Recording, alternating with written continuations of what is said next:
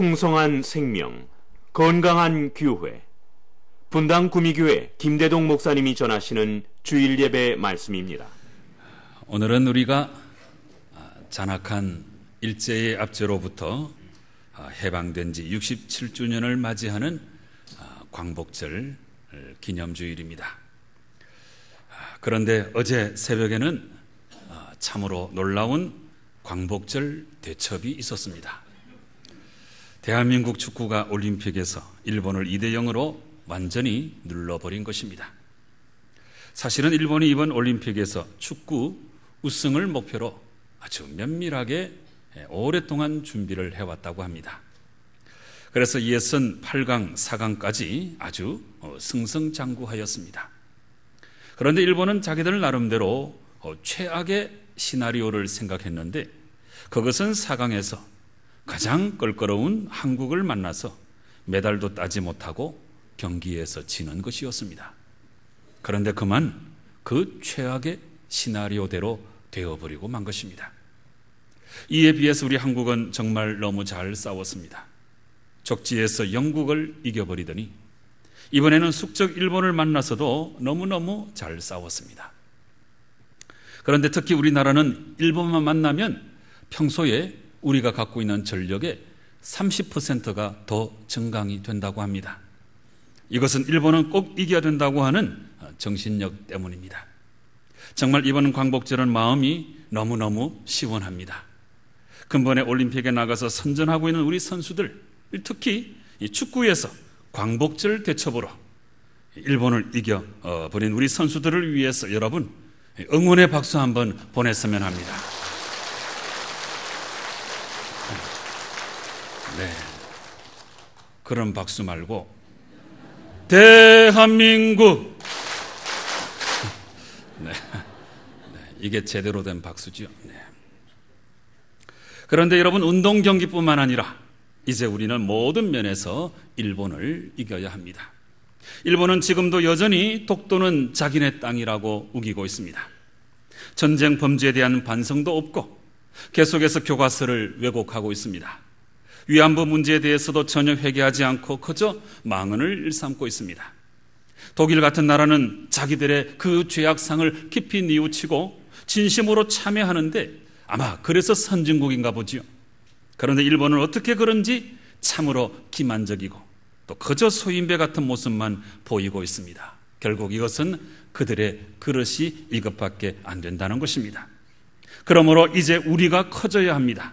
우리가 강해져야 합니다. 우리가 하나가 되고 우리의 능력이 그들을 압도해야 합니다. 그래서 강한 조국 대한민국을 우리가 만들어야 하는 것입니다. 다시는 이 민족을 넘보는 악의 세력이 나타나지 않도록 우리가 강해지고 우리가 성숙하고 우리가 하나가 되고 그래서 온 세계로부터 존경받는 대한민국 더불어 만들어 나가시는 성도 여러분 될 수 있기를 주님 이름으로 축원합니다. 성경의 핵심 주제를 따라서 말씀을 상고하는 중에 지금 우리는 구약 성경의 맨 마지막 부분 예언서 말씀을 살펴보고 있습니다. 예언서는 모두 17권으로 되어 있는데 이제 오늘은 그 중에서 하박국서 말씀을 가지고 은혜를 나누고자 합니다. 하박국 예언자는 주전 7세기의 예언자입니다. 그런데 주전 7세기의 상황은 그야말로 풍전등화의 시기였고 나라의 운명이 기로에 서 있는 참으로 암울한 시대였습니다.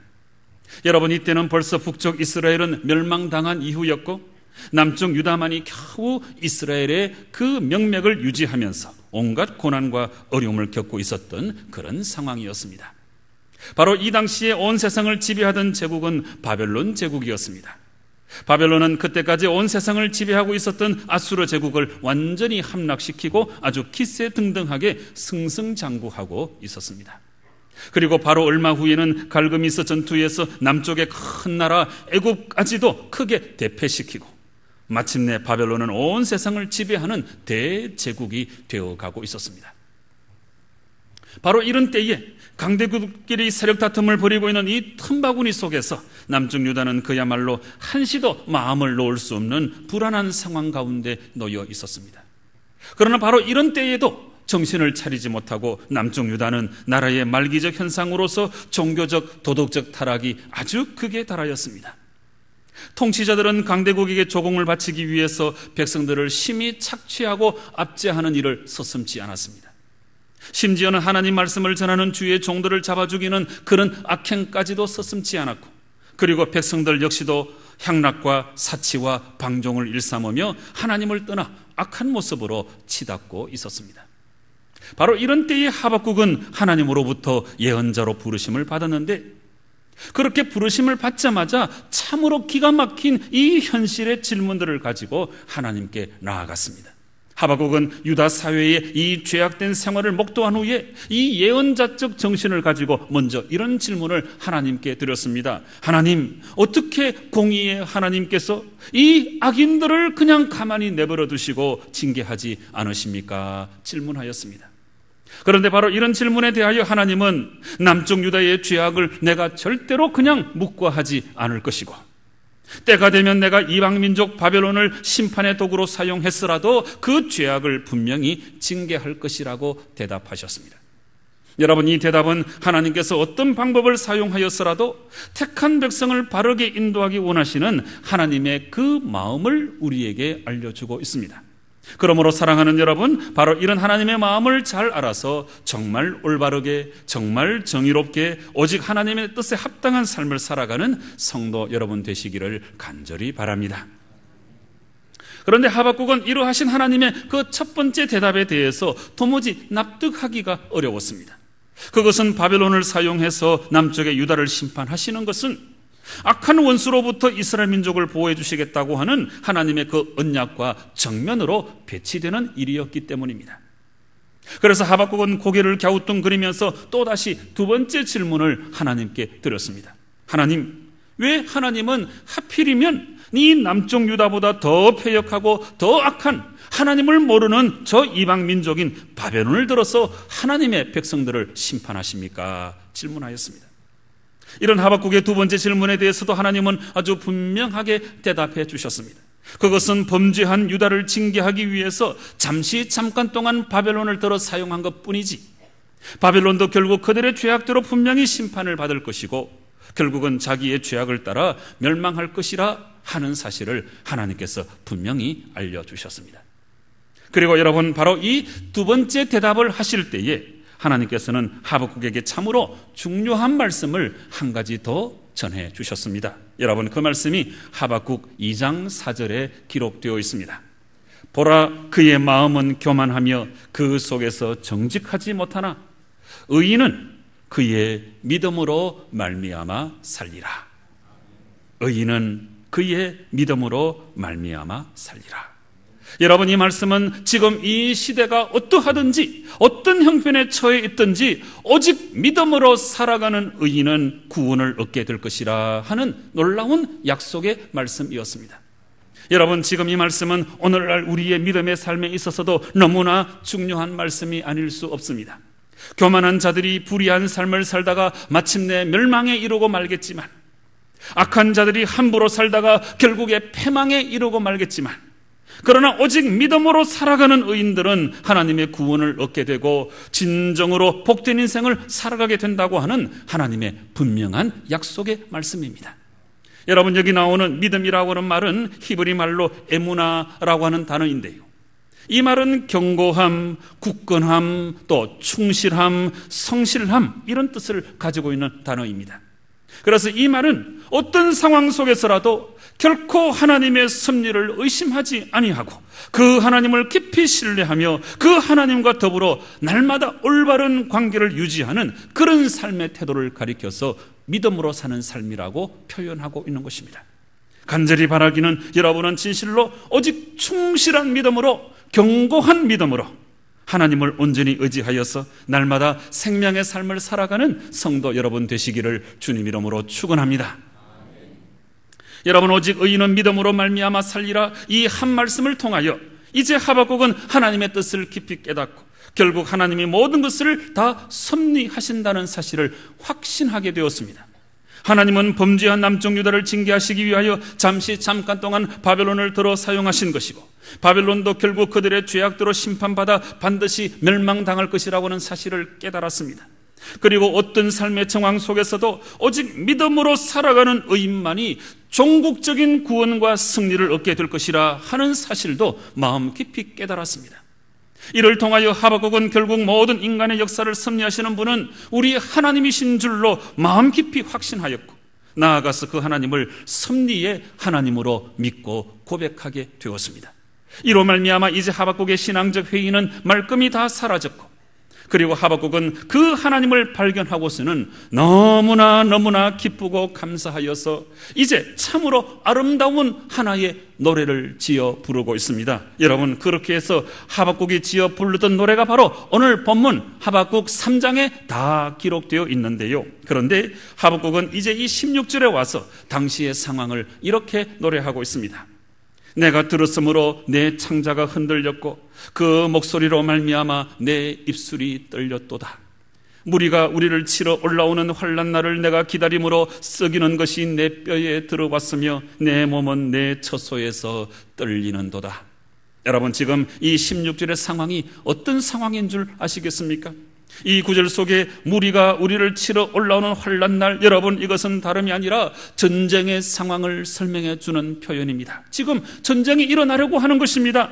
역사적 정황으로 말씀을 드리자면 이제 바벨론은 유다를 침략해서 약탈과 살육을 자행할 것이고, 이런 임박한 전쟁의 소문을 전해 듣고 하박국은 엄청난 마음의 고통을 느끼면서 지금 이 16절처럼 고백하고 있는 것입니다. 여러분, 그 고통은 어떤 고통입니까? 창자가 흔들리고 입술이 떨리고 내 뼈가 썩어 들어가는 것 같고 온몸이 처소에서 벌벌 떨리는 정말 기가 막힌 고통이었습니다.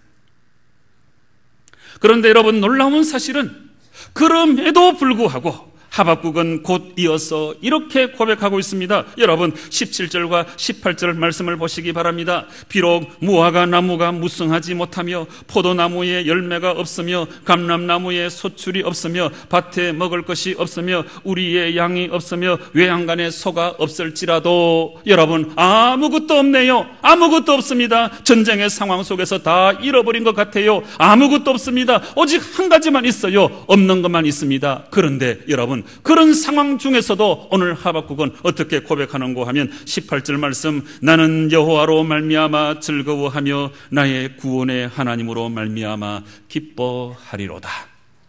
여러분, 이 18절 맨 앞부분에 나는 이렇게 시작되는데요, 우리말 성경에는 나타나지 않지만 히브리 원문 성경에는 왜라고 하는 단어가 있습니다. 왜? 이 왜라고 하는 단어는 그래도 하는 뜻입니다. 아무것도 없습니다. 다 잃어버렸습니다. 전쟁통에 모든 것이 다 사라져버리고 말았습니다. 그래도 나는 여호와로 말미암아 즐거워하며 나의 구원의 하나님으로 말미암아 기뻐하리로다. 여러분, 이것이 바로 하박국의 신앙이었습니다. 그리고 마지막 19절에 보니까 그 하나님은 진정 나의 힘이 되시기 때문에 나의 발을 사슴과 같이 가볍게 하실 것을 내가 분명히 믿고 나는 결국에는 하나님의 구원을 얻게 될 것이라고 정말 마음 깊이 확신하고 있습니다. 여러분, 오늘 하박국 예언자가 우리에게 전해주는 이 신앙을 우리가 정말 꼭 소유해야 되는데요, 이 신앙을 제가 나름대로 이름을 붙여서 섭리의 신앙이라고 그렇게 부르고 싶습니다.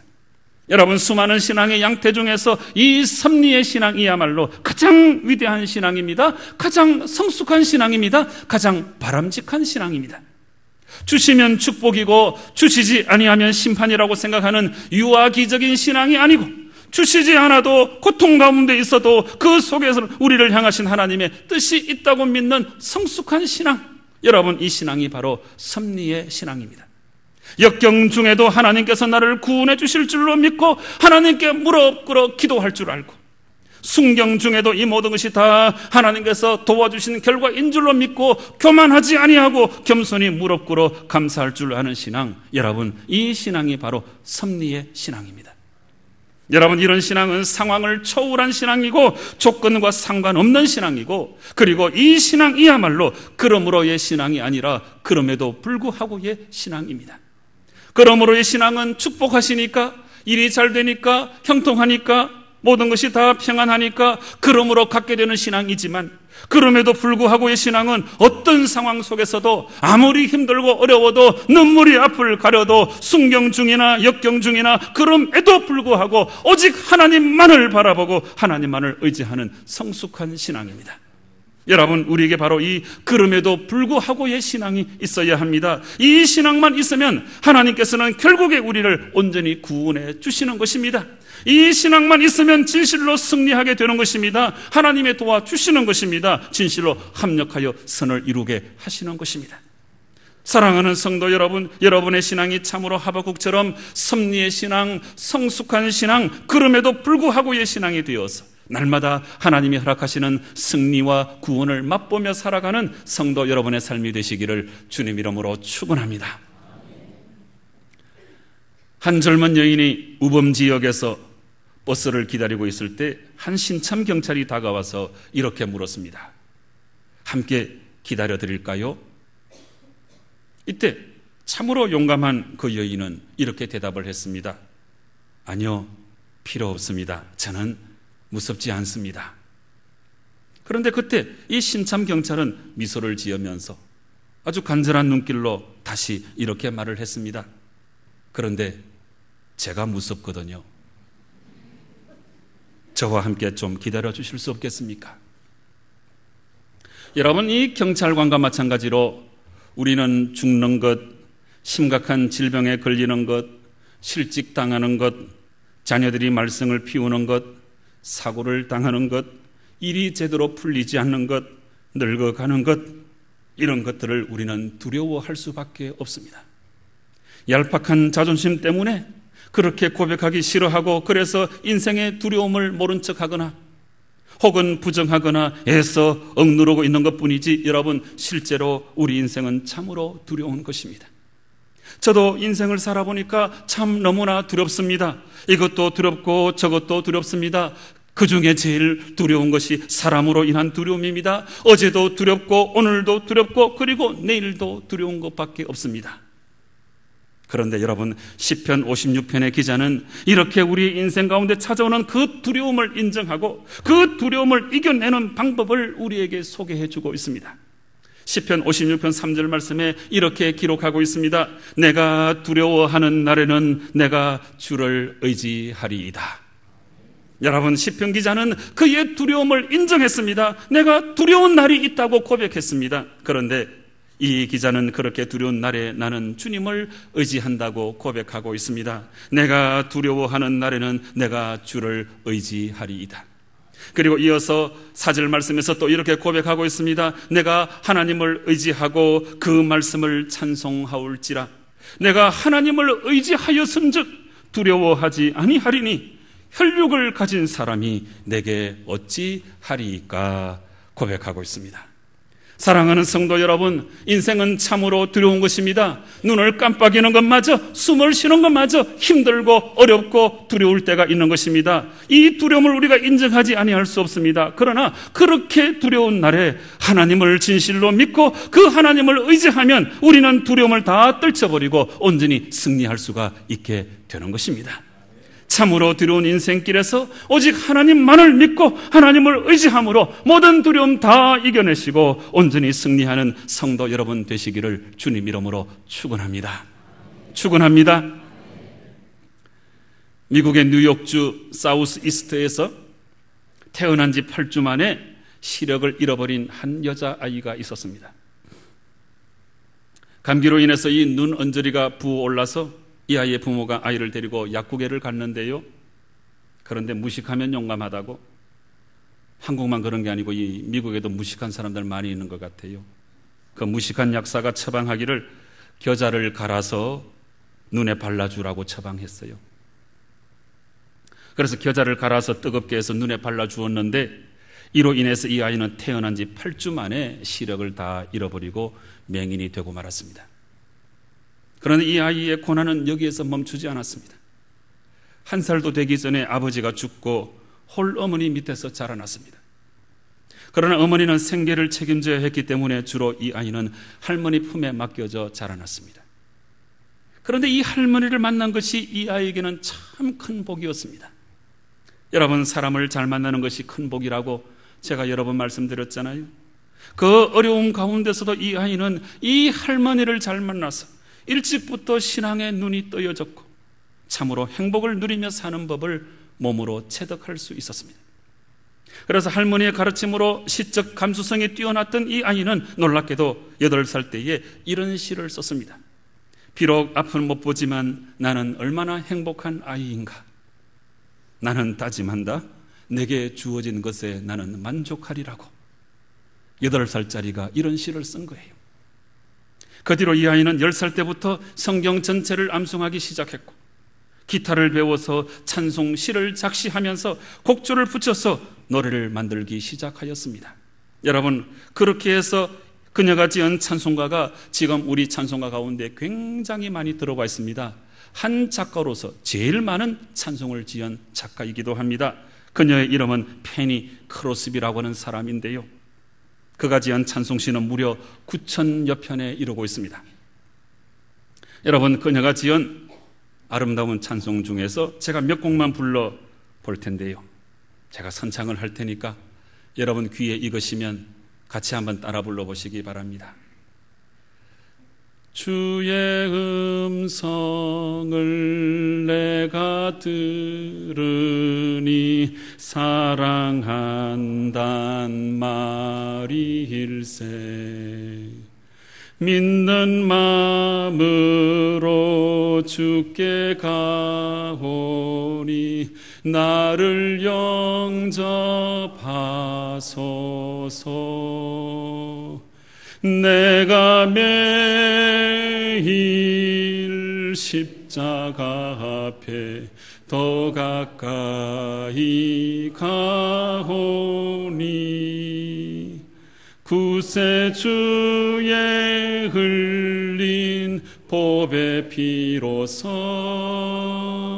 나를 정케 하소서.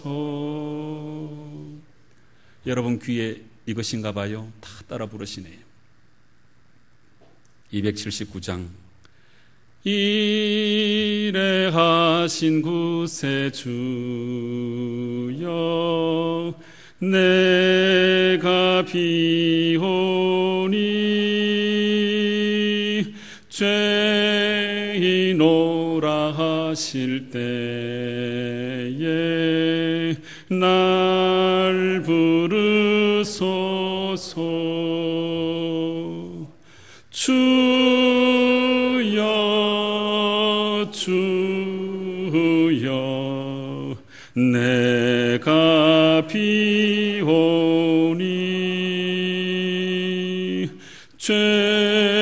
죄인오라 하실 때에 날 부르소서. 380장. 나의 생명 되신 주 주님 앞에 나아갑니다. 주의 흘린 보혈로 정케하사 받아 주소서. 날마다 주를 찬송하겠네. 주의 사랑 줄로서 나를 굳게 잡아 매소서. 여러분, 크로스비가 지은 찬송시는 다 우리 입에 익은 찬송들, 우리 찬송가 안에 21곡이나 돼요. 384장.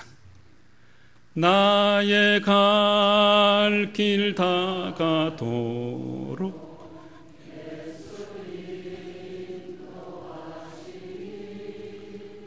내 주 안에 있는 긍휼 어찌 의심하리.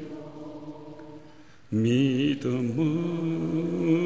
사는 자는 하늘 위로 갔겠네. 무슨 일을 만나든지 만사형통하리라. 무슨 일을 만나든지 만사형통하리라.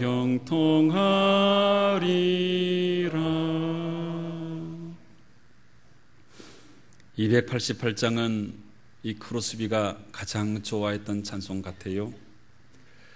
예수를 나의 구주 삼고 성령과 피로서 거듭나니 이 세상에서 내 영혼이 하늘의 영광 누리도다. 이것이 나의 간증이요 이것이 나의 찬송일세. 나 사는 동안 끊임없이 구주를 찬송하리로다.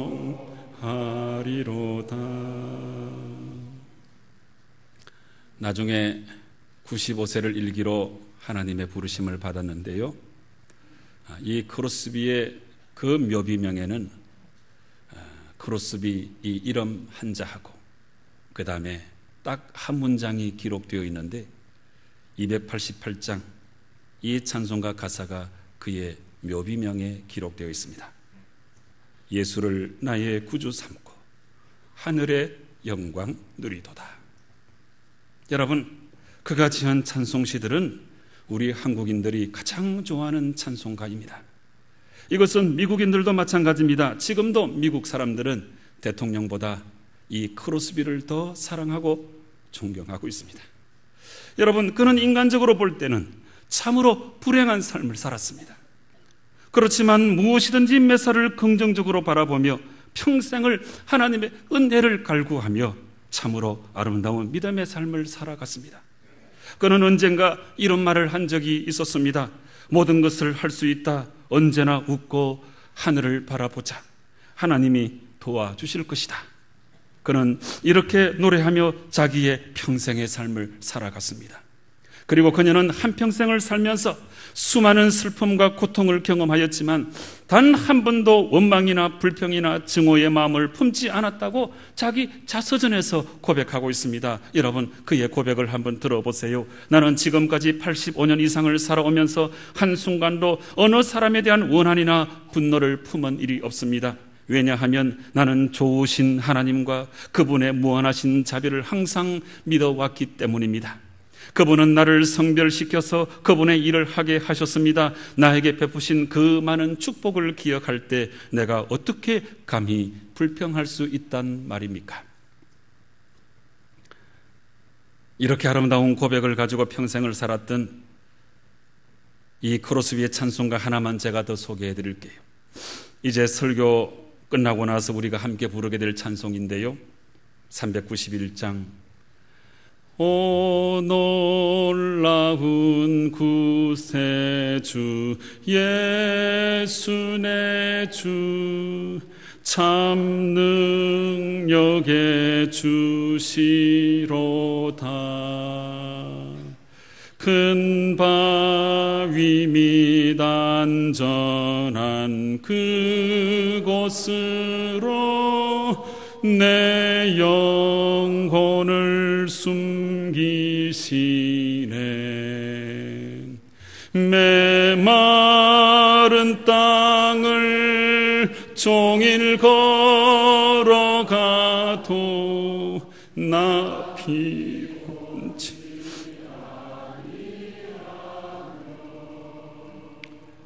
저 위험한 곳 내가 이를 때면 큰 바위에 숨기시고 주 손으로 덮으시네. 여러분, 이 가사를 보세요. 아무리 인생이 힘들고 어려워도 얼마나 하나님을 의지하고 하나님을 확신하고 있습니까? 메마른 땅을 종일 걸어가도 나 피곤치 아니하며 저 위험한 곳 내가 이럴 때면 큰 바위 위에 숨기시고 주 손으로 덮으시네. 이런 확신이 있었기에 아무리 힘들고 어려웠던 인생길이라도 크로스비는 다 헤쳐나가며 최후의 승리와 구원을 얻을 수 있었던 것입니다. 여러분, 오늘 우리가 살펴본 이 하박국이라고 하는 예언자의 그 이름의 뜻이 무엇인 줄 아십니까? 이 하박국의 이름의 뜻은 껴안는 자, 이런 뜻이에요. 껴안는 자. 여러분, 이 이름 뜻이 얼마나 좋습니까? 하나님을 껴안는 자. 그렇습니다. 하박국은 자기의 이름대로 하나님을 껴안고 살았습니다. 하나님께 간절히 매달렸던 것입니다. 그래서 그 하나님께로부터 신앙적 답변을 얻었고 오직 의인은 믿음으로 말미암아 살리라, 이 놀라운 믿음의 확증을 발견하였습니다. 바로 이 믿음 가지고 하박국은 참으로 힘들고 어려워도 오직 하나님을 껴안고 그 하나님을 신뢰하고 그 하나님이 모든 것을 다 섭리해 주실 줄로 믿고 날마다 구원과 승리의 삶을 살아갔던 것입니다. 여러분, 인생은 두렵습니다. 무섭습니다. 떨립니다. 힘듭니다. 괴롭습니다. 눈을 깜빡이는 것마저, 숨을 쉬는 것마저 힘든 것이 우리 인생입니다. 그러나 하나님을 의지하시기 바랍니다. 하나님을 신뢰하시기 바랍니다. 하박국처럼 하나님을 껴안고 살아가면 여러분 승리하게 될 것입니다.